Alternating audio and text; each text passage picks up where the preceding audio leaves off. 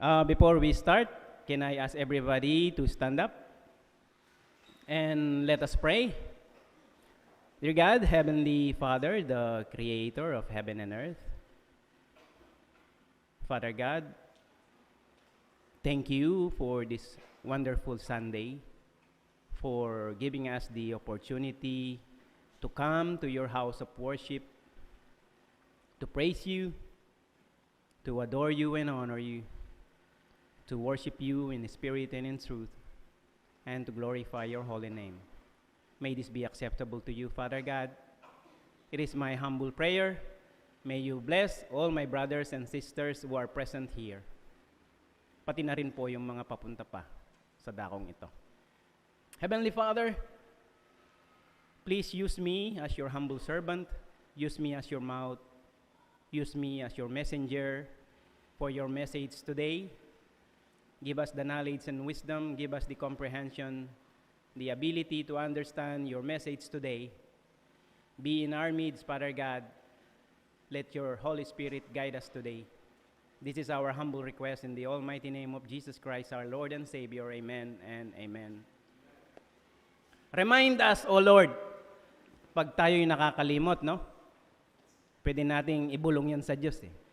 Lord, please, remind me. Pag ako'y nakakalimot na ako pala ay Kristiyano. Pag ako'y nakakalimot na darating ang isang araw, hindi man lang ako nakabasa ng isang bersikulo ng Bible. Remind me, Lord. No? Kanya siguro si Jesus Christ, bago siya bumalik, no? Sinabihan niya yung mga alagad niya, I will ask the Father to give you comforter, to give you a teacher, the Holy Spirit. No? Yun yung Holy Spirit na nasa atin. Siya yung nagre-remind. No? Pero mga kapatid, ito ang importante. Marunong ba tayong makinig sa sinasabi ng Holy Spirit? Pag-aralan po natin yan. Pakinggan natin yung sinasabi ng Holy Spirit. Minsan kasi hindi natin pinapansin yung Holy Spirit sa atin . No? We are Christian, yes. The Holy Spirit is in us, inside us. Pero, marunong ba tayong makinig sa Kanya? O isinasantabi lang natin siya? Tapos, my will be done. No? So, remind us, O Lord. Let the Holy Spirit. Matuto po tayong makinig sa Holy Spirit at matuto tayong makipag-usap sa Holy Spirit. Okay, pwede na tayong magsimula. Reminders lang before we start, no? Yung mga cellphone natin, pwedeng paki-switch off, pwedeng paki-silent natin ang mga cellphone natin. Ang team natin is the Flourishing Faith. Ito pa rin yun, no? Ito yung team natin for the month of September. Due to insistent public demand, no? Itong message na ibibigay ko sa inyo sa araw na ito, naibigay ko na to sa mga men's. No? Pero yung mga women's, hindi pa nila ito napakinggan. Even yung mga young adult, hindi pa rin napakinggan ito. So, allow me to again i-repress yung mga men's. No? And at the same time, dun pa sa hindi nakakarinig ng message na ito, let us give at least 45 minutes or less. No? Let us focus on the message of the Lord. Hindi po ito yung message ko, Message ito ng ating Panginoon. Okay? Our team, the Flourishing Faith. Sa Tagalog, ang umuunlad na pananampalataya. No? Kung mapapansin ninyo, yung umuunlad, hindi siya past tense. At lalong hindi siya future tense. Okay? Present tense yan palagi. Ibig sabihin, day by day of your life, kailangan nagle-level up tayo. Kailangan umuunlad tayo. Okay? Ang umuunlad na pananampalataya, ang nag-uswag nga pagtuo. Sorry for my accent, medyo yung accent ko, hindi accent ng Cebuano . Ang nag-uswag nga pagtuo. Okay, our topic, ito yung napili kong topic ngayon, kasi nag-level up naman ako, no? why we should continue in our Christian faith. Bakit tayo kailangan magpatuloy, no? Why we should continue in our Christian faith. Kung iisipin nyo, itong katanungan na to is very normal lang, no? Parang general lang siya, no? Napakadali niyang sagutin. Why we should continue in our Christian faith? Kasi gusto kong maligtas. Finish. Di ba? Why we should continue in our Christian faith? Bakit tayo dapat magpatuloy sa ating pananampalatayang Kristiyano? Ito medyo mahirap itong Cebuano nito. Nga dapat kita magpadayon sa atong Kristiyanong pagtuo. Ayan. We have 3 reasons why we should continue in our Christian faith. Okay? Number 1, Christians have been commanded to change. Number 2, there is a call for Christians that they must grow. And number 3, Christian who obeys receive abundant blessings. Ihimay-himayin natin yung tatlong ito. Tatlo lang po ito, madali lang to. Christians have been commanded to change. Ang mga Kristiyano ay inutusan na magbago. Gisugo ang mga Kristohanon nga magbago. Ang hirap. Christians have been commanded to change. Number 1, we are commanded to put away evil deeds. No? Iniutos sa atin na alisin ang mga masasamang gawain. Gisugo kita sa pagsalikway sa mga dautang buhat. Ang daming tumatawa sa Cebuano ko, ha? Ibig sabihin, nakikinig kayo kasi tumatawa kayo, eh. Put away, ibig sabihin, alisin. No? In Colossians 3:5, nakalagay po dyan, no? Put to death, therefore, whatever belongs to your earthly nature, sexual immorality, impurity, lust, evil desires, and greed, which is idolatry. Put to death. Patayin, no? Patayin natin. No? Masyado siyang brutal. Put to death, no? Before we became Christians, makamundo tayo. Lahat ng gusto natin gawin, eh, no? Pero nung tinanggap na natin si Jesus Christ, nung maging Kristiyano na tayo, nung tinanggap na natin si Jesus Christ as our personal Lord and Savior, kailangan na nating alisin yung mga dati nating ginagawa, yung mga masasama nating ginagawa. Kailangan palitan na natin yan ng kabutihan. Mahirap bang gawin yon? Maybe sa iba, mahirap kasi yung gusto ng iba, akong gusto ko. No? Pero sa Christian, kanya nga meron tayong Bible, ito yung ating magiging guide. No? So, we are commanded to put away evil deeds. Number 2, we are commanded to put off evil deeds. Iniutos sa atin na hubarin ang mga masamang gawain. Gisugo kita sa pagsalikway, sa dautang mga buhat. In Ephesians chapter 4, verse 22, you were taught with regard to your former way of life to put off your old self, which is being corrupted by its deceitful desires. Kanina, ang ginamit nila alisin, no? Alisin ang masamang gawain. Dito naman, hubarin, no? Hubarin ang masasamang gawain. Parang halimbawa, galing ka ng trabaho, no? Pagdating mo sa bahay, nagpapalit ka, no? Kailangan linisin mo na naman yung madumi mong damit, no? Ganito rin sa mga masasamang gawain, no? Once naging Christian na po tayo, no? We will not try, we will do our best, no? Na hubarin natin yung mga dati nating ginagawa na hindi mabuti. Number 3, we are commanded not to submit to evil. Iniutos sa atin na hindi na tayo dapat pasakop sa kasamaan. Gisugo kita nga dili magpasakop sa dautan. O yan, no? Ang gaganda ng mga smile nyo talaga. In Galatians chapter 5 verse 1, It is for freedom that Christ has set us free. Stand firm. Then, and do not let yourself be burdened again by a yoke of slavery. Wag na po nating hayaan na yung evil ang maghari sa buhay natin, no? Tinubos na tayo ni Christ doon sa krus.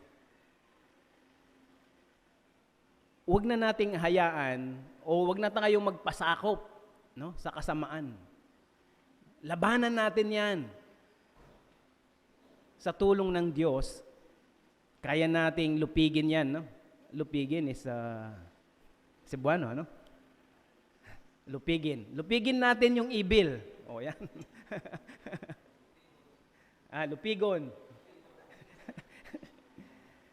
And last but not the least, we are commanded to leave the old self. Iniutos sa atin na iwanan na natin ang lumang pagkatao. Kita gisugo sa pagbiya sa daan nga kaugalingon. Ayan. Iniutos sa atin na iwanan na natin ang lumang pagkatao. Karamihan sa atin, hindi naman tayo isinilang ng mga Christian na kagad, no? Karamihan sa atin, pagkamulat natin, we are in different faith, no? I myself, no, my family before, we are devoted Catholic, no? Pero nung makilala na namin si Jesus Christ, no, iniwan na namin yon, yung dati naming faith. Nandito na kami ngayon kay Jesus Christ. No? So, iwanan na po natin yung dati. No? Huwag na tayong magpa-slave dun sa past. No? Dun sa old self natin. So, tapos na tayo dun sa number 1. Di ba? Madali lang. Number 2, there is a call for us that we must grow. Okay? May panawagan sa atin na dapat tayong umunlad or lumago. Adunay panawagan alang kanato nga kinahanglan kitang motubo, no? Like a child, we must grow up. No? Tulad ng bata, tayo ay dapat na lumago. Sama sa usa ka bata, kinahanglan kitang magdako, no? In 1 Peter chapter 2 verse 2, like newborn babies, you must crave pure spiritual milk, so that you will grow into a full experience of salvation. Cry out for this nourishment. Yung mga kabataan, when they receive Christ, when they declare Jesus Christ as their personal Lord and Savior, sila yung mga tinatawag nating baby pa sa pananampalataya. Okay? So, the ministers, the elders, yung mga leaders sa church, ang pinapakain muna dun sa mga bagong bautismo, mga baby pa, no? Mga may bigatas, may pag lumaki na ng konti, Cerelac, o kaya medyo pag may kaya, Gerber, pag walang budget, yung lugaw. O yun, lugaw. No? Ibig sabihin, even us, yung physical natin, no? When we were born, infant or baby ang tawag sa atin. But as we grow up, no? Hindi tayo forever baby. Hindi tayo forever young, no? Yung pagputi ng buhok natin, hindi rin natin mapigil, no? Brother Jimmy? Paano ba mapipigil yan, yung pagputi ng buhok? Diba? Lahat tayo pupunta dyan, no? Pero mga kapatid, God does not want His children to remain baby, no? Ayaw ng Diyos na manatiling sanggol ang kanyang mga anak. Dili gusto sa Diyos nga magpabiling bata ang iyang mga anak. No? Sa 1 Corinthians chapter 3 verse 1 hanggang 2, brothers, I could not address you as spiritual but as worldly, as infants in Christ. I gave you milk, not solid food, for you were not yet ready for solid food. In fact, you are still not ready. Sa mga baguhan sa pananampalataya, of course, we give milk, no? Hindi pa nila kayang i-absorb yung solid food. Pero mga kapatid, God does not want His children to remain baby. But He ordered us to grow and become matured Christians. Ngunit inutusan niya tayong lumago at maging matured na Kristiyano. Apan siya nagsugo ka nato nga motubo og mahimong hamtong nga mga Kristohanon. Ayun na, nagkarambol-rambol na. Therefore, let us move beyond the elementary teachings about Christ and be taken forward to maturity, not laying again the foundation of repentance from acts that leads to death and of faith in God. Pag tayo po'y kumakanta ng invitation, pag mayroong mga kapatiran, mga bagong kapatiran na nag-a-accept kay Jesus Christ as our personal Lord and Savior, ang unang-unang tinuturo natin sa kanila is yung basic, the foundation, no? Faith, confession and repentance of faith, baptism, and live godliness. Ito yung mga basic. Pero after 5 years, 10 years, 15 years, ito pa rin ba ang ituturo natin sa mga Kristohanon? We must grow, no? Kailangan lumago tayo sa ating pananampalataya. Number 2, the Christian should bear fruit.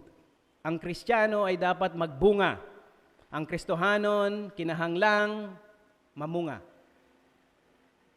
Kung tatanungin natin yung sarili natin, the Christian should bear fruit. Pwede ba nating i-check yan sa sarili natin? Check. Anong bunga? Tanungin natin yung sarili natin. Ano kaya yung naging bunga ko? No? Ask ourselves. Ano yung naging bunga ko? The misconception about bunga is, iniisip ng iba na kapag wala kang na-invite, wala kang kaibigan, wala kang kapamilya na na-invite at inaccept si Jesus Christ, sabi daw hindi ka daw nagbubunga. No? Pero mga kapatid, sa ganang akin, madaming ways para tayo ay magbunga. No? Halimbawa, nung hindi ka pa Christian, madali kang magalit. No? High blood ka. No? Nagkamali ng konti yung anak mo. Aba, gusto mong gulpihin. No? Pero, nung ma-accept mo na si Jesus Christ, nagbago ka. No? Kung dati, inahanap-hanap mo yung good time sa barkada, pero nung in-accept mo na si Jesus Christ, hindi na. Nagbago ka na. No? Ito pong mga good changes na to, mga positive changes, mga bunga din ito. Hindi lang yung nag-invite ka ng friends or ng family or ng relatives. Self-improvements. Mga bunga din po yan. No? Halimbawa, inside the church, dati, pagpunta mo rito, uupo ka lang, makikinig. After ng service, lalayas ka na. Without even saying, hi, Brad, hi, kumusta? Pero ngayon, nakikipagkamay ka na, kumusta po, kumusta? That is bunga already. No? Medyo mabagal nga lang siguro yung bunga ng iba, pero that is bunga. That is fruit. Kanya, mga kapatid, kung tayo po ay umaaten dito at umuupo lang tayo after the service, aalis na tayo, baka pwedeng baguhin natin ng konti yan. No? Baka pwedeng makipag-social tayo sa mga kapatiran natin. Oh, kapatid, kumusta? Uy, kumusta trabaho? O, di ba? Hindi natin alam, sa pakikipag-usap natin sa mga kapatiran natin, nagbibigay tayo ng inspiration, ng pag-asa, ng encouragement, no? Uy, buti pa si Brad Tom, oh. Ang tibay-tibay niya. Palagi yang umaaten. Gayahin ko nga yan. Di ba? Hindi natin alam, mga kapatid, no? Nakakapagbigay tayo ng encouragement, no? Tumatatag, tumitibay yung pananampalataya ng mga kapatiran natin. Hindi natin alam. By the action lang, no? Number 3, the Christian should grow in knowledge. Checklist. Check ba to? Check? Yung mga women's tumatawa, pero hindi ko alam ang ibig sabihin ng tawa. Kasi sa men's, check daw to sa mga men's eh. The Christian should grow in knowledge. Big check man ito sa mga men's daw eh. Sa mga women's, small check. Ang Kristiyano ay dapat lumago sa kaalaman. Philippians chapter 1 verse 9 to 10. And this is my prayer, that your love may abound more and more in knowledge and depth of insight, so that you may be able to discern what is best and may be pure and blameless for the day of Christ. Ang sabi po sa Bible, if you lack wisdom, you pray and you ask God. We were born na hindi rin naman siguro tayo katalinuhan, no? Pero dahil sa grace of God, pag humingi ka sa Kanya ng wisdom, ng knowledge, bibigyan ka ng Diyos. Dati po, hindi rin naman ako tumatayo dito sa pulpit, no? Sa hindi nakakaalam, mahiyain po ako. No? May inferiority complex ako dati. Pag nakakita ako ng magandang chicks, nagtatago ako. Nahihiya kasi ako, mahihain ako. No? Until, no, God called me. Parang si Saulo ba? No? Si Saulo, the number 1 public enemy ng mga Christian nung unang panahon. Siya yung nagpe-persecute sa mga Christians, no? Pero nung tawagin siya ng Diyos, siya ay naging matapat up until the end. Tayong mga nandito, hindi po tayo yung pumili sa Diyos. Pinili tayo ng Diyos. Hindi naman tayo yung unang nagmahal sa Diyos eh. Minahal tayo ng Diyos. Hindi ba napakalaking blessing niyan? The Almighty God choose you to become part of His family. Gusto ng Diyos, pinili ka ng Diyos na maligtas ka. Hindi lahat ng tao nakikinig sa tawag ng Diyos. Pero tayong mga nandito, pinakinggan natin yung tawag ng Diyos. Ang sabi ng Diyos, I choose you, Brad Ed. I will use you in my ministry. Amen? So, kung ang isa sa inyo ay kulang sa knowledge and wisdom, mag-pray lang po kayo. Ask for knowledge and wisdom and God will give you. Maybe next year, kayo naman ang nandito. Number 4, the Christian is given strength to fulfill his duty. Ang Kristiyano ay binigyan ng lakas upang magampanan ang kanyang tungkulin. Ang Kristohanon, gihatagan o kusog sa pagtuman sa iyang katungdanan. No? Huwag po tayong matakot na gawin yung obligasyon natin sa Diyos. Especially sharing, no? Yung sharing the gospel sa ating mga pamilya, relatives, and circle of friends, no? Huwag po tayong matakot. Why? Because God has given us the strength.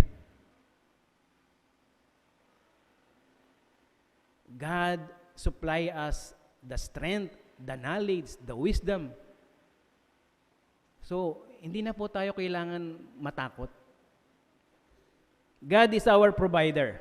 Okay, tapos na yung 1 and 2. Nandito na tayo sa number 3. Christian who obeys receive abundant blessings. Ang Kristiyanong sumusunod ay tumatanggap ng masaganang pagpapala. Ang Kristohanon nga nagtuman, makadawat og daghang panalangin. Ngayon ko lang nalaman na yung pagpapala pala sa Cebuano is panalangin. Akala ko yung panalangin is the prayer. Pagpapala pala siya. So, ano-ano tong mga blessing na ito? No? Pag ginawa natin yung number 1, change, no? From evil to goodness. Number 2, kailangan mag-grow tayo. And now number 3, Christian who obeys receives abundant blessings. Ano-ano itong mga blessing na ito? Number 1, we are far away from doing evil. Tayo ay nalalayo sa paggawa ng masama. Layuta sa pagbuhat o dautan. Yan ay mababasa natin sa 1 Corinthians 15 verses 33 hanggang 34, no? Do not be misled. Bad company corrupts good character. Come back to your senses as you ought and stop sinning. For there are some who are ignorant of God. I say this to your shame. We are far from doing evil. Ako, mga kapatid, sa Qatar, no? Pag nakatira kayo sa isang villa na maraming rooms, iba-iba yung nakatira dyan sa mga room na yan Hindi lang ikaw No? Kung halimbawa, yung villa nyo is 5 bedrooms, asahan mo 5 yung nakatira dyan na OFW. No? Kasi hindi mo ma-afford na i-rent yung buong villa. Kasi expensive siya. No?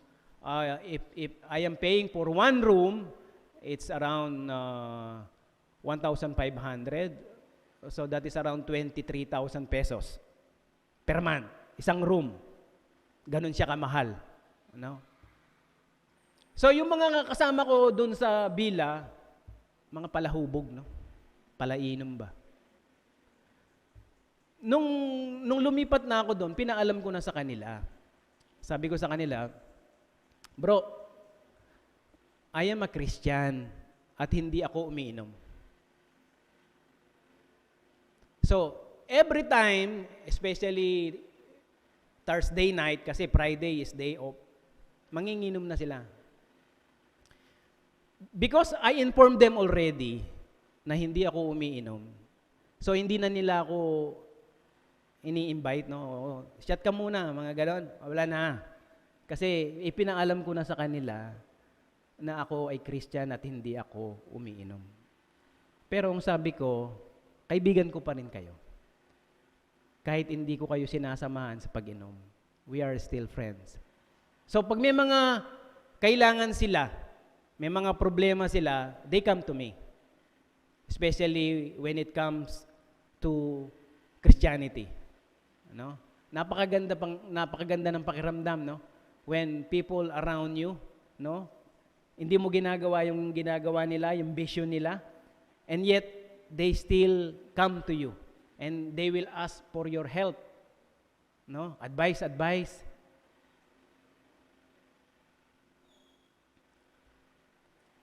We are far away from doing evil. Siyempre, if palagi tayong umaattend ng mga church activities, palagi tayong sumasali sa Bible study, ang tendency niyan, we are getting closer to God. At nalalayo tayo dun sa kalaban. Diba? Hindi pwedeng malapit ka sa kalaban at the same time, malapit ka sa Diyos. Hindi pwedeng ganon. Hindi tayo pwedeng mamangka sa dalawang ilog. Isa lang. Okay? We only serve one master. You have to choose kung sinong master ang gusto mong iserve. Number 2, Ito yung sinabi ko kanina, we are getting closer to our Lord. Tayo ay lalong nalalapit sa ating Panginoon. Nagkaduol na kita sa atong Ginoo. Yan ay mababasa natin sa James chapter 4 verse 7 to 8, no? Pag tayo ay nalalayo sa kalaban at dito tayo nagpo-focus sa Diyos, ibig sabihin, we are getting closer and closer. By the way, mga kapatid, when was the last time you say, I love you, Jesus? We must be proud to say, I love you, Jesus. Tama, mga kapatid? We must be proud. I love you, Jesus. When was the last time nasabi mo, I love you, Jesus? Jesus, my Redeemer, my Savior, my Lord.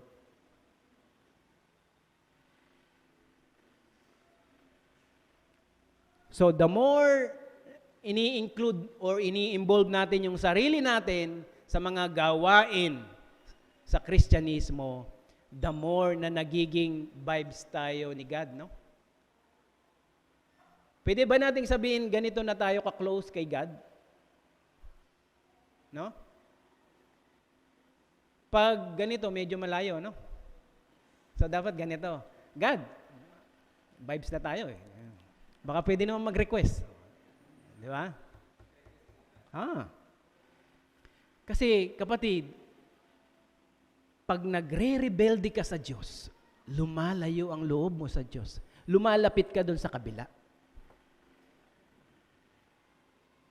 Kanya dapat, get closer to God.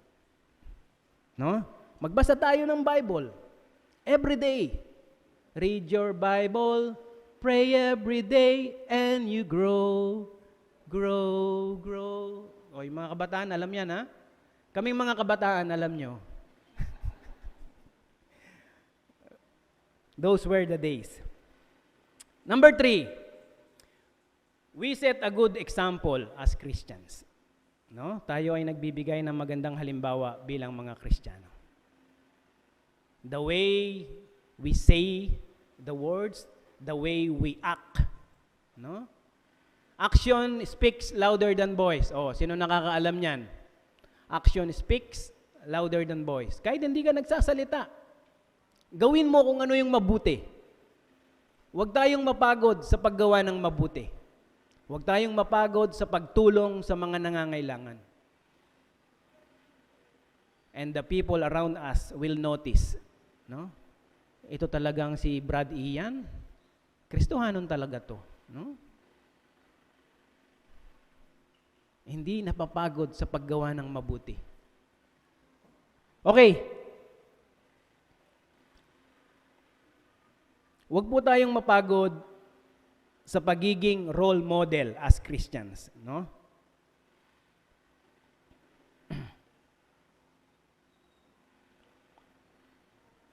Okay. Number 4, obedient. Obedient children receive blessings. Ang masunuring anak ay tumatanggap ng pagpapala. Ang masulundon nga bata makadawat og panalangin. Yun, yung panalangin yun yung parang pagpapala. Again, ha?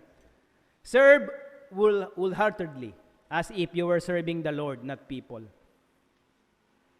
Because you know that the Lord will reward each one for whatever good they do, whether they are slave or free.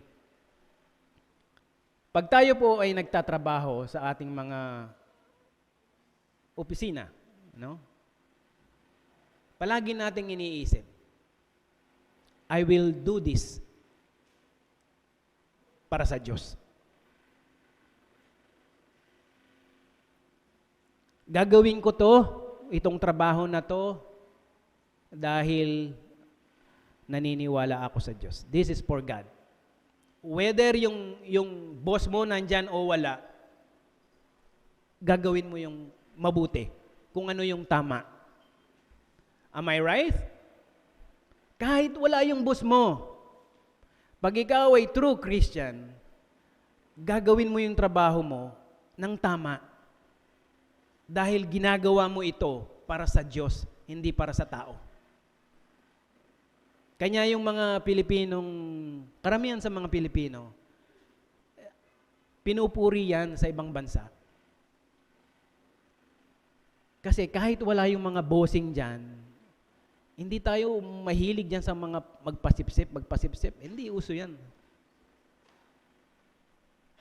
Kung ano yung tama, kung ano yung mabuti, ito yung gawin natin for the sake of the Lord. Amen? Okay.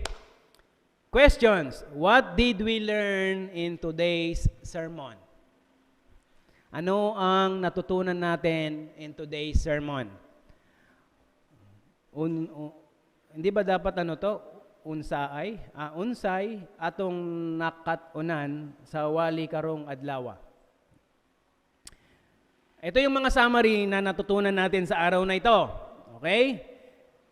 Christians have been commanded to change. No? We are commanded to put away evil deeds. We are commanded to put off evil deeds. We are commanded not to submit to evil.